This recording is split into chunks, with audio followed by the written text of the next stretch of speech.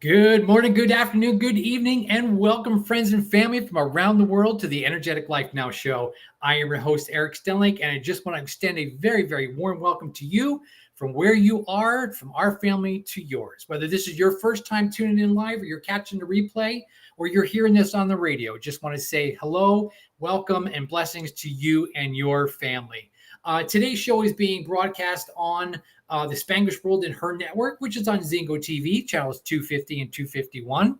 Now, if you don't have the Zingo TV app, please go and download that to your respective devices, Apple and Android, of course. The apps are free, of course, which is really cool. And leave us a like and a comment and a share or something there. That we would really appreciate that. Zingo TV is also available on Google Chromecast, Amazon Fire TV Sticks, Roku Sticks, and on all smart TVs 2016 and forward. Well, friends and family around the world, listen, you know how I roll. We want to bring the best of the best and nothing less. And today is no different. So I would love to have a big Energetic Life Now welcome. First time ever on the Energetic Life Now show, Patricia FRaMa. Hooray, Patricia. Round of applause. Welcome to the show, Patricia. How you doing? Thank you. I'm doing good. Thank you for having me. Awesome. So, Patricia, tell us a little bit about yourself and a little bit about your story and kind of what's brought you here today. Yes, well, I am Patricia FRaMa. I forgot to write that down. But I live in beautiful British Columbia in the Canadian Rockies. Although I should say today it's pretty much smoky British Columbia. We've got fires going on. But anyways, and I'd like to start by saying that I am married to my high school sweetheart. We've been together 28 years. And we are parents of two beautiful, wonderful children, 10 and 8 years old.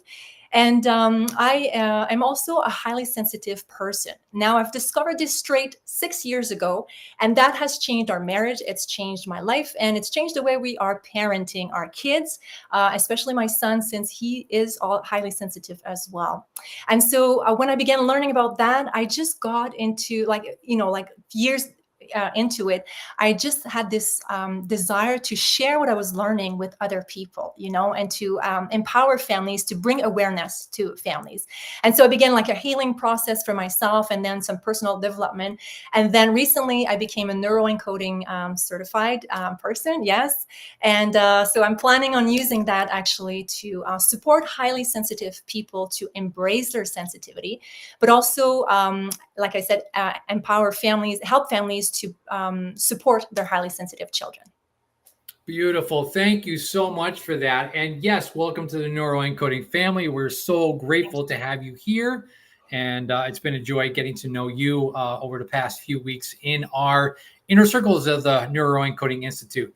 So, Patricia, can you explain to us what it means to be a highly sensitive person? Sure. And then how does this manifest itself in your family or in yourself?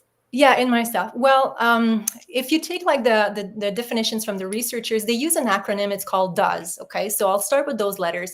So the D stands for like a depth of perception. So we think and feel things very deeply and intensely.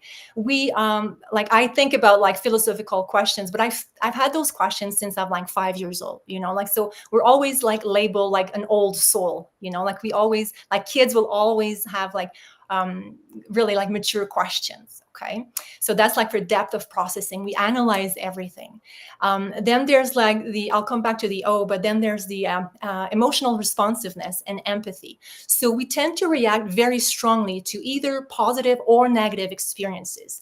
And we have a lot of empathy too. And I feel the emotions of people. Like I could be in a room full of people, and let's say, in a restaurant, and then I could see that at that table over there, well, this couple is having a hard time, like they're not getting along. And then the other table on that side, well, he's just proposed to her, so she's ecstatic, and I'm feeling that joy, right?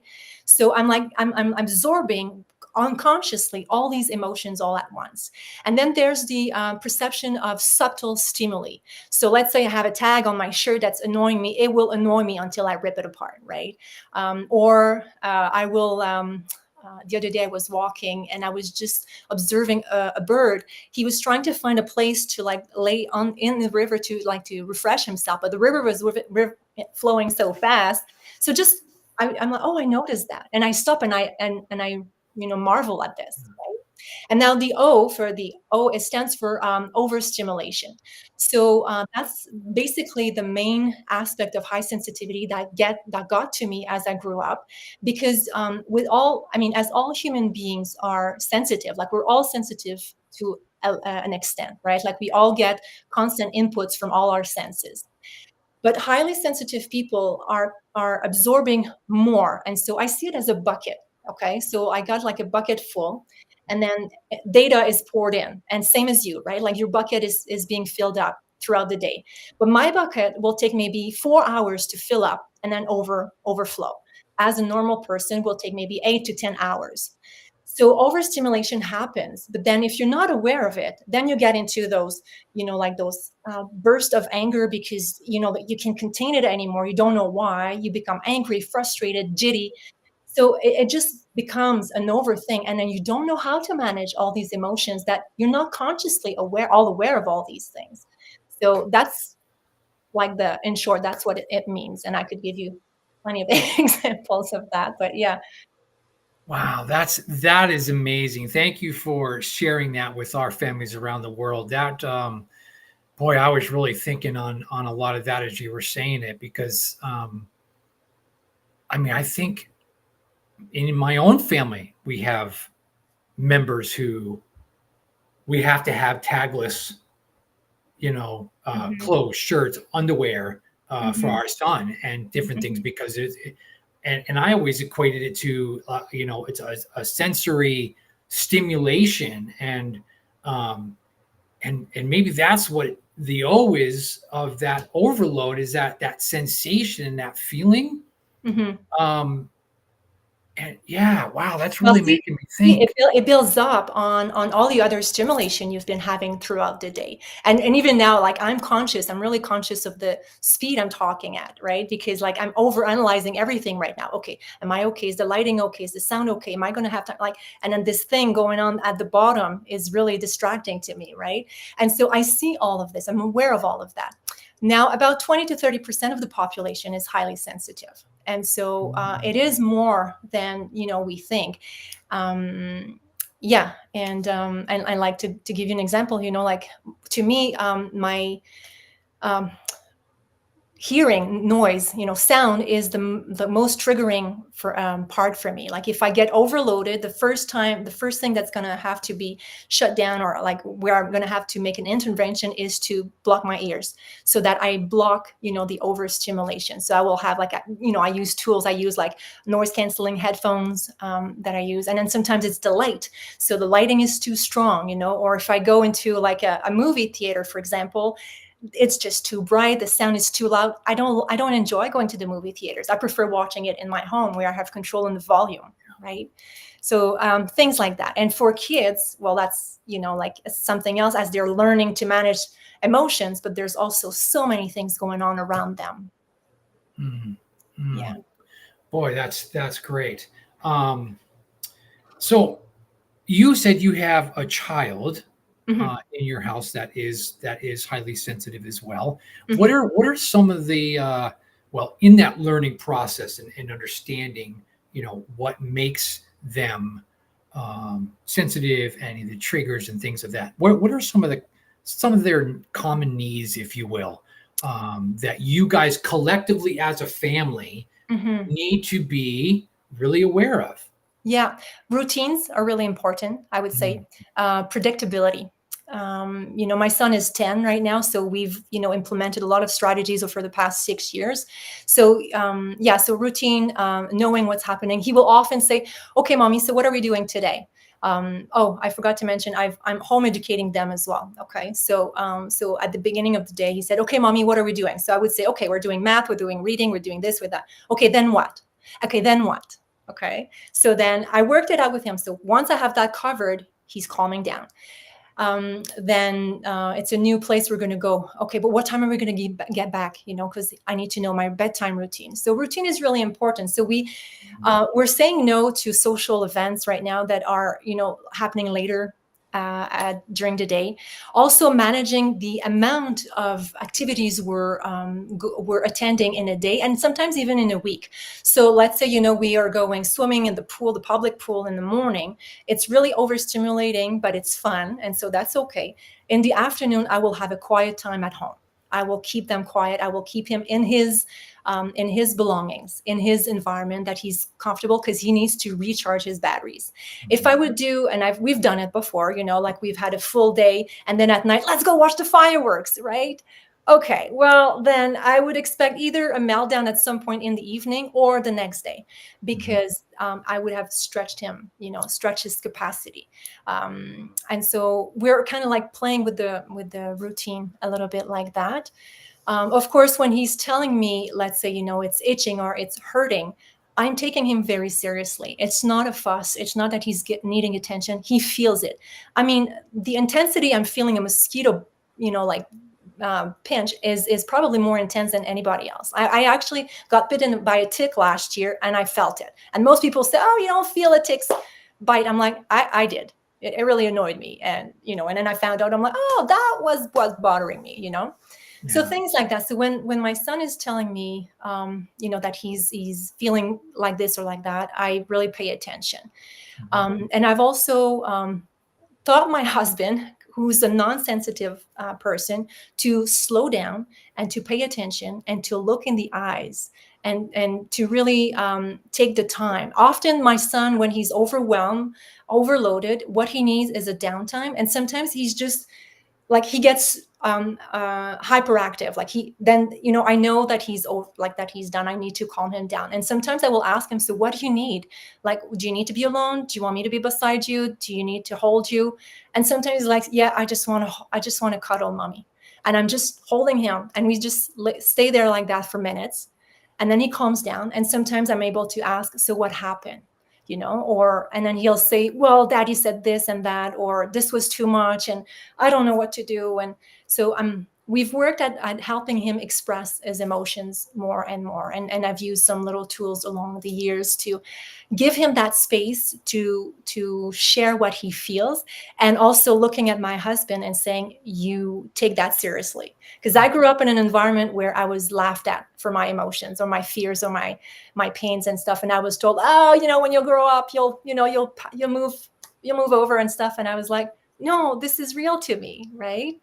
And so I told my husband, I taught him, how to take that seriously. And that's made a big difference in how my son is actually opening up, and sharing how he feels. So. Yeah. Wow. And how old is your son? 10. 10. So yeah. I know that you and we both hear this from the parents and families that we coach, that if like your husband, who is not highly sensitive, it takes a while for people to really understand and to look for those clues that the sensitive person is sending. Because I can, as you were saying, that I vividly remember our middle son. And we've always said he was sensitive, and he would say that about the tags, and it hurts my neck. It hurts. And I remember saying, there's no way that this little tag hurts you. Yeah. And he would say, yes, Dad, it hurts. And so we said, okay, well, let's cut it out. How does that feel? And then he was like, oh, that's better. Until we really understood that, we felt bad. Like, here we're not listening and disregarding what he's saying as his truth. And that we needed to see it and hear it and live it differently for his sake. And so from that point on, it was like, wow, this really is a thing for you. And he's like, yeah.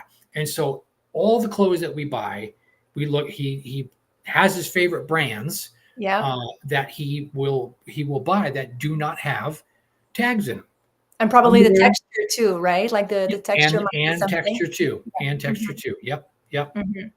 because if it's and boy, when you were saying that, I was like, oh yeah, how often he would get overstimulated because of those things, related to what he was wearing.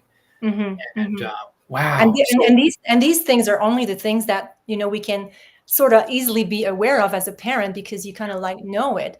Now, my fair advantage is that I'm highly sensitive myself, so I often attune with him without him saying anything. I even anticipate and I call the shots, before they happen.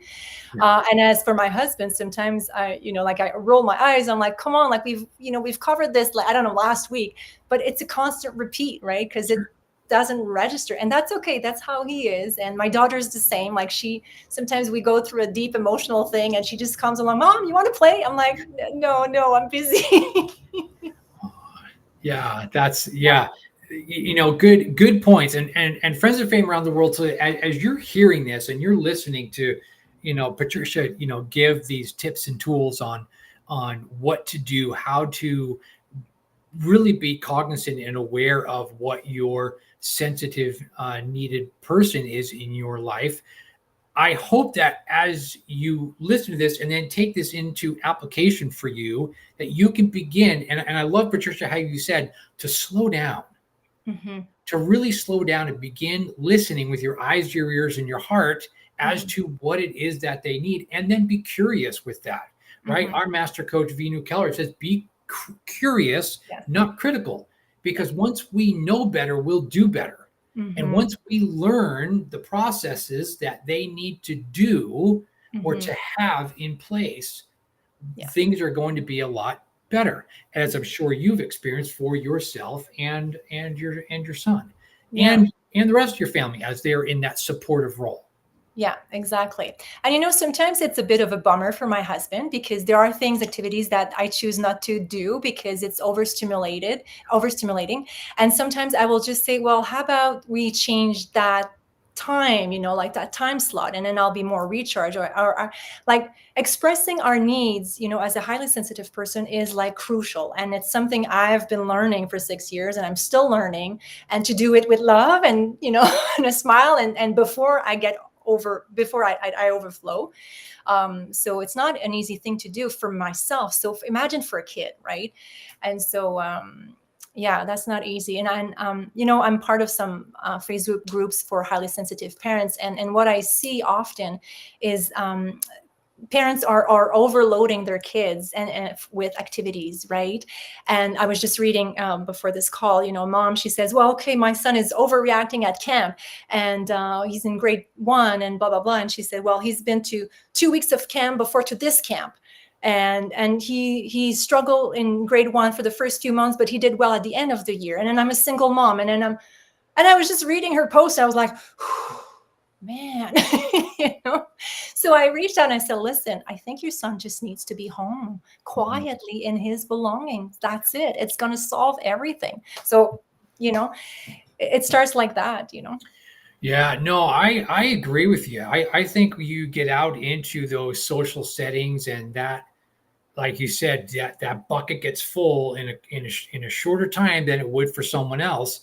Yeah. And then as I'm spilling over, like, hey man, whoa, time out. I gotta get, in a calmer place. I gotta get back into my zone, or my Yeah. zen, if you will, of my calm, where I feel I can begin to Mhm. come down from that overstimulation. Yeah. So what are some things that you and your son do then, as man, my bucket is overflowing, man. Mhm, What is mhm. it? What is it that you guys do? I the first thing I said the first thing I do is I put on my earphones, my Mhm. noise canceling headphone, and they're visible, like they're the ones the people at the airport use. Yeah. So they're green, they're big, so it's visible. People in the house know that I am in my bubble. Please do not come. Sometimes I will just go to my room and I will tell my kids, I said, okay, mommy needs to recharge for 20 minutes. And I use the term recharge because this is what I'm doing. And when I'm in my room, I will actually lie down and take deep breaths and, block the noise out, also close my eyes. And that's a way to recharge. And my son is learning to do that as well. So when I see him, I say, why don't you lie down in your room? Why don't you? And I mean, he loves Lego. So he's all like a Lego master. He loves it. But I mean, Legos and all the colors, it's overstimulating sometimes, and his room is full of it. So sometimes I just like, just close your eyes, like, and even after a day of like physical activity, let's say intense activity, let's say we went mountain biking and then we went swimming. And then he comes home, he says, okay, mom, I'll do Lego.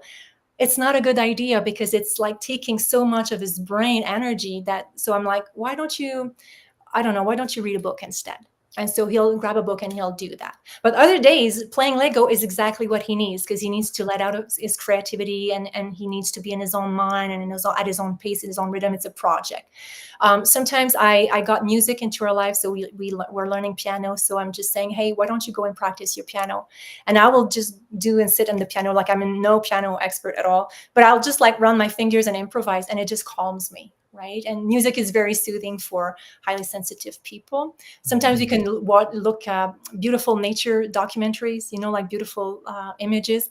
And yes, going into nature, like having a lot of outdoor and be surrounded by nature is really soothing for our nervous system. And so, in like a busy world that we're in, the fast pace, going outdoors is becoming more and more crucial. So I try to make sure that we always get, a minimum of hours outside every day. So yeah, that's great. That's great. Thank you for sharing that. So friends and family, you guys heard, we've got options for noise canceling headphones. We've got to look at how much light overload or stimulation is happening, whether it's natural or artificial light from wherever I am. And, I know I hear this as an educator from my students that, sometimes the lights, those fake lights, the iridescent light bulbs and whatnot, really does, mess with kids, and gets them into overload very, very easily. My daughter was like that when she had a traumatic brain injury, and she had to wear sunglasses in the classroom. And so totally get that. And so for you guys out there and around the world, as you're listening to this, really take notice of what it is potentially that you are connecting to with yourself and or with your family members, and begin taking some of these tips and tools that Patricia's saying and enact upon them in your family and see what happens. Not saying they're right, not saying they're going to work, but you know what, we're going to give it a try. And did you pick up on this was not the right time to do this right now? However, over here it is the right time to do that. So keep those things in mind. Don't try something once and go, oh, that doesn't work, forget it, I'm throwing it out, never doing it again. No, like there's going to be a specific time of which you might circle back to that. Please. Yes, thank you. It's a good point, actually, because in the moment of like an overloaded situation, let's call it like an explosion or meltdown. Meltdown is the word that it's used in literature. So over like a meltdown happening, as parents, we want to fix the problem right away, right? So we want to help them. We're like, okay, what is it? But actually, the more we do that, we're actually fueling the meltdown, because we're adding more input, more questioning that like the child is having. And so often, and I've caught myself doing that often, even if I know I shouldn't, and my husband's doing that too. When we do that, our son just loses it even more, and then he's like angry at us, and he's mad, and then he stomps to his room, right? So once he gives me that signal, I kind of like I'm like, oh, right, okay, I've overdone it. So I leave him time and space to breathe and to calm down, and then I go back to his room. And sometimes I'll have like a no, like leave me alone response, but most often than not, he will let me in, and I'll be able to go in and then ask him, okay, so what do you need, or what happened? Can I help you? And then he'll open up or tell me. And so very, very important not to don't like go on it. It could be along the same way, but when you want to discipline a highly sensitive child, always try to do it before or after something happened, never during, because as I said, it's just going to fuel the overstimulation. But highly sensitive children often feel shame. We tend to want to do things so perfectly because we're so aware of like the consequences of our actions. So making a mistake is a huge thing for us. And so if we're being told on the spot, and especially it's also if it's in front of other people, the shame just cripples it, right? And so that's really hard to, and I've been dealing with that for during my childhood. And so so not like, don't discipline them right away. I mean, this discipline needs to happen for sure, but it can be done after the fact and calmly, and to explain. Highly sensitive children want to know things for what they are. Like my son doesn't like, like pretend stories or imaginative things. Like, okay, why is this so? Like, why, did I don't have an example right now, but why was this effect important? Well, because it affected my emotions and it affected, your dad's emotion. Oh, okay. Like he understands, as opposed to like, no, don't ever do that again. No, you need to give a reason why. And then later on, like in a completely like joyful atmosphere, you can bring the topic back and explain, okay, so what do we do next time this situation comes, right? So we try to kind of program, what's going to happen, Yeah. Yeah. Oh my gosh. So many great things. I'm just so grateful for you to be on the show today and sharing all this. This is just amazing, amazing for all of our, for me and for all of our listeners out there. In the heat of the moment, something has happened. And I'm going to go into, I was working with a student this year. He happened to be neurodivergent. And so there's a lot of parallel with what you were saying in that with him. And for us at the Neuroencoding Institute, we know we've got this great little poem by Dr. Joseph McClendon that says, as I think, so I feel, as I feel, so I do, as I do, so I have. And so in that heat of the moment, of which there is a level of uncomfortability, if you will, by the student, and he is giving context clues that something's wrong, that is coming out through action or through words, right?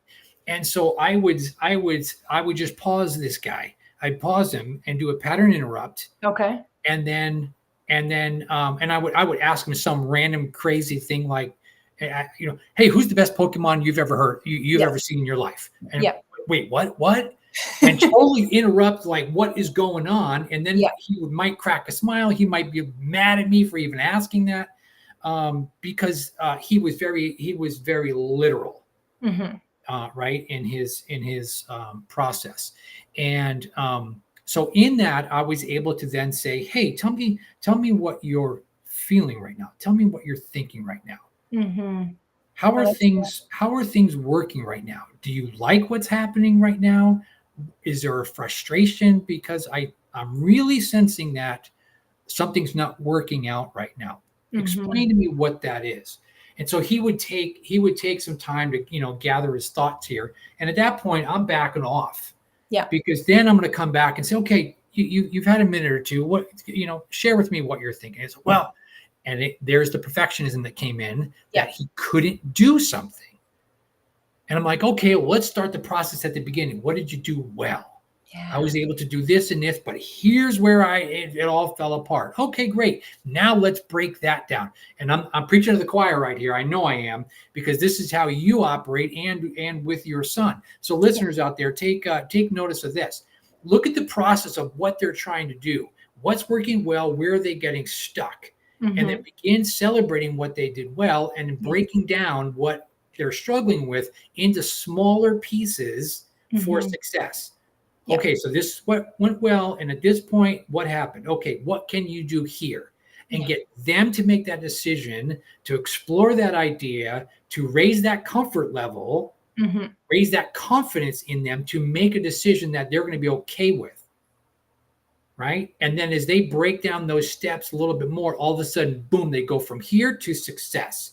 And well, it's all success in the journey, but they go from here to completion, and then they're really celebrating. So break this down, if you will, kind of for you and your son, your husband, your daughter, like how does that play out in processes? Because we're talking about discipline here, because everything's a clue. Yeah. I guess I was doing a lot of that before getting into the Neuroencoding Institute, and now into it, I was able to like, okay, this is what's happening. This is what's happening. And I was just been working in the past months, to implement these things a little bit more, and really, like you say, what's at the core of this? Okay. So you're very anxious about getting sick. Okay. So then, how would you rather feel instead? And now, right now in your bed, how are you doing? I'm okay. Okay. So how was your day? Well, it was fine. But then I didn't go to the toilet today. I'm like, okay, but how are you doing? Do you have your color? You have your energy? Look at what you've done today. Like, I have to work through that. And then before, like, we were often like, that's something a habit we have. Like, we always go over our day and say, what did you like about today? Right. And so, like, we practice gratitude as a family around the table sometimes, at dinner time and stuff like that. But recently I've decided to embark them on the stop technique, but learning how to be aware of their emotions and to interrupt it. I haven't performed a full on, like stop, get up, smile, praise, all of that yet. Though my son is very eager to learn it, but I've like preparing them and I'm showing them what the theory behind. And so, okay, so I've put down words, like on the floor. So positive emotions and negative emotions. And I drew the line, and we just played a skit, and I came in and I was like, all like unhappy. And they were like, what are you doing, Mom? I says, well, this is how I am. And I'm like, do you like me, or do you prefer when I smile? When you smile, And so we played skits like that. And each time, there was an emotion they recognized, they would put like a marble in that, like the positive bowl or the negative bowl, right? And so that we play with that. And after I took the words and I put them on our kitchen wall, and we're still on it. So at the end, like every time they get up, like my daughter is really joyful when she gets up, and she's like, Mom, I'm going to put a marble. And she puts a marble, and then, oh, I got my stuffy today. And she puts a marble and she's happy, and then, oh, there's sibling rivalry. So they both come and they put the marble in the negative, So just for me, like, it's like, this is new. This is new for me to have to see them aware of their emotions. And I see that it's, like they're catching up. They're catching themselves, which I think is fantastic. And the other day I have to share this story because I think it's fabulous too. But so we're outside, we're leaving to go somewhere.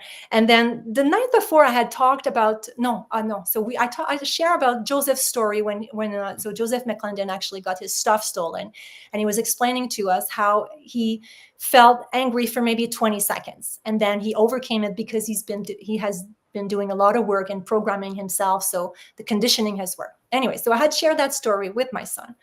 And then something happens at night the same day. He actually dropped one of his Lego pieces and it broke apart, right? And he had put a lot of work into it. And I watched from a distance. I'm like, oh, that's gonna hurt, And my daughter and I were together, and I didn't want to go because my husband was already there. And I'm like, I don't want to step in. This is, I don't want to cause more. I didn't hear anything. I didn't hear a cry or anything. And so I went back, like later on, I said, so what? Well, he said, I thought about Joseph's story, and I thought about me being negative and how that was not going to be useful. So he said, I chose to not be upset. And I was like, dude, this is working, And so that's one way I'm like using it in my family, like the neuroencoding. And I'm like, okay, I was wondering at some point, for myself too, I'm like, because I'm feeding so much on everything. I'm like, is this high level of dopamine really good to me? Like, is that not overstimulating me? And that's a question I'm not clearly answered yet. But so I'm kind of like testing this on me and my son and other people at the same time. So. Oh, wow. What a great story. Are you on Instagram? Not yet. Not yet. Okay. So maybe Joseph will post it on Facebook, but not shortly before we hopped on here for the show, Joseph put a story on Instagram. Okay. Because he's traveling back from wherever he's traveling. He's been stranded for days. Oh. And he's, because of the issue with the computer systems going down from Microsoft last week. And, the whole country's still thousands of people stranded and delayed flights and whatnot. And he just went into it like, this is his new story. And he just went into I'm walking around, I'm watching people getting all bent out of shape and losing their marbles on the Yeah. gate agents and having meltdowns and yelling and screaming and he said someone came up to me and was like, "Hey, aren't you Joseph?" And he's like, "Yeah." And he's like, like, "Why aren't you getting upset?" And it's like the updated version of when all of his stuff got stolen out of his home and how tragic that is to even today. And he's like, "Because I neuroencode myself. Yeah. I don't. I look at this and I go, wait a minute, what's the truth in this? Mm-hmm. And what do I want? And then Mm-hmm. how am I going to navigate through this?" And Mm-hmm. I can do that in a calm manner. And so anyway, hopefully your son gets to see that that clip Yeah. sometime soon, because I think he would really enjoy hearing it. That from Joseph McClendon, because it's a great little clip. Yeah. But yeah, really really awesome. So let me ask you this, if I may, Patricia, creating a safe environment, Mm-hmm. right? I mean, you talked about how I can go to my room, I can go here, we can do this, we can do that. How can families create safe and nurturing home environments that respects all the sensitivities of all the members? All the members. Yeah. Mm-hmm. Because not, your husband's going to get overwhelmed and out of sorts, and so is your daughter, Yeah. and then you and your son. So what does that look like, sound like, and feel like when you're creating a safe environment for everyone?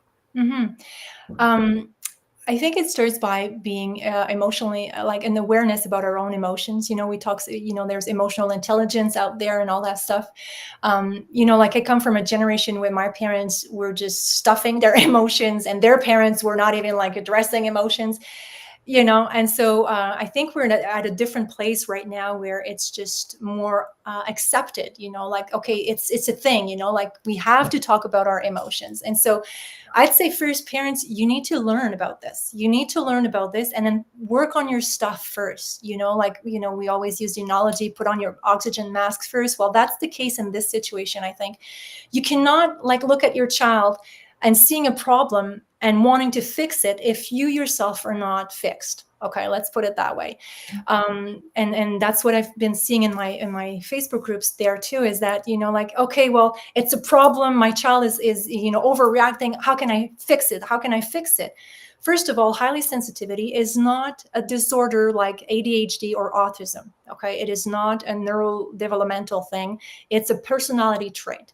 And researchers have actually proven and found high sensitivity in about 100 species on the animal scales. Okay, so it is like a survival aspect that's useful for the species. And so, and it's not given to all the members of the species because it's demanding. It takes a lot of energy and effort. So you can't have everybody highly sensitive. In our Western culture, high sensitivity is laughed at, and especially for boys, for men, being sensitive, you're not a man, right? Like you're not a strong man, macho, whatever. Like you cannot show your emotions. So there's a lot of work there that needs to be done. First of all, so that once men, own their emotions and so bring that into their homes and accept to be vulnerable. And I think a safe space means that, like, if we're asking our kids to be opening ourselves to us, if we're asking them to share their emotions, we too need to share. Okay, to an extent. Okay, like I won't share that I'm struggling financially, with all the numbers and details, but we can just say simple sentences to let our kids know that right now, well, mommy and daddy are going through like a stressful moment, right? It can just be that, and it has nothing to do with you, but they need to know, and kids will understand. And often I don't hold my tears, I just let them out, and they're like, oh, what's going on? Well, I don't know, I've just had this sad news from a friend, and I just cry. Or like they see me, like tears of joy as I'm watching, America's Got Talent and the Golden Buzzer, and I'm just like, I'm tearing and I'm cheering on with these contestants, right? I love it. So like hiding, like that's it. I'd say, like, as a parent, just be vulnerable first and be honest. I have 4 core values in my home, and I think I want to use that, with the families I'm going to work with. Like practice honesty, humility, respect, and integrity. And I think if you hold on to that and you model these things, your kids will catch on, and then they will mimic it, and then they will take it outside into the world. Because ultimately, that's what I want to do, is I want to bring awareness so that, kids are thriving in who they are and using that sensitivity like to change the world and make it a brighter place. And I'm going in a different direction now, but there's a researchers, well, they say, well, Elena Aron is the one who coined the term highly sensitive person 30 years ago. And she was saying, great artists, great inventors, great political counselors, great singers and painters and all of that were mostly highly sensitive. There's great creativity out there. And we need more high sensitive leaders out there because we see the world differently. And so if our children can have that space at home, and well, then they become confident. And I look at my son, and he's 10, and I look at how I was at 10, and I'm like, boy, is he different. And I'm actually really happy that I find him lucky, because he's not having all the anxiety I grew up with. And he's very confident boy and goes out there, and I just love him, right? And so I just love where he's at. And my husband often say, well, thank you, Patricia, because of you, we're doing things differently. And I have to give credit to my husband too, because he's willing to learn. And that's another thing. If you guys as parents can join forces instead of fighting against each other, if you can actually join forces for the good of your child, and put your attention aside for a moment and just look for the good of your child, then I think it has the potential to go to go far. Yeah. Oh, well said, Patricia. And I love that, because we can either put our time and attention into what's wrong in the situation, or we can put our time and attention into what's right and fill it with love and fill it with kindness and fill it with empathy and acceptance. Yeah. Right? Because you're going to spend your energy one way or another. Yeah. Where the currency you're going to spend one way or another, which makes more sense as a family. Yeah, like it comes back to, what do you want? What do you want as a family? What Absolutely. type of family do you want to have? And sometimes kids come and you don't think about those things. You just do life. You're just a parent, right? But if you can come down at a point of like, let's sit down and just write it down. What do we want as a family? And we've done that as a couple, and we said, okay, what do we want? Where are we going? And like you said, do we want to be a positive, joyful, family who's contributing to the world, or we just want to be doing our things and surviving and whatever, So yeah. Yeah, and I love that you touched on the vulnerability of parents, because I was raised, it was pull up your boots and suck it up, kid, and move through it, right? And there's a time and a place where that works, and there's a lot of times a time and place where it's not working. And so I think being vulnerable to my kids is something that I've learned, as an adult, that I wish I would have known when they were super small. They're all young adults now, 19 to 25, and now we're in that space. And a few years ago, when I started in this whole process of neuroencoding and brain health, and as an educator as well, is allowing myself to be vulnerable. Because I think when we get into that, and it's like, I'm going to put this wall up because I think vulnerability is weak. It shows the weakness. I'm supposed to be a guy. I can't do this. No. Listen, I will tell my kids, sometimes it's a warning. Listen, I did not sleep well last night. I woke up on the wrong side of the bed, and I can tell you right now, it's going to take me a little time to get going here today. So please give me some grace. Yeah. Or something's going on. Like, listen, I'm really upset about something. So if I snap, know that it's not about you. It's about me. I'm going through something. I'm dealing with something. Yeah. And that's the vulnerability and honesty that I bring to my kids and my family, because I want to be able to be that model of how to effectively communicate that, so that we don't get into competition and communication goes out the door, but we stay in that harmonious collaboration. And that is so healthy and so building within the family. Yeah, absolutely. And the kids catch on to this, and they understand it. And I love the dynamic that we have, and the great conversations we have with the kids, and and it's not all serious, we have fun too, but Yeah.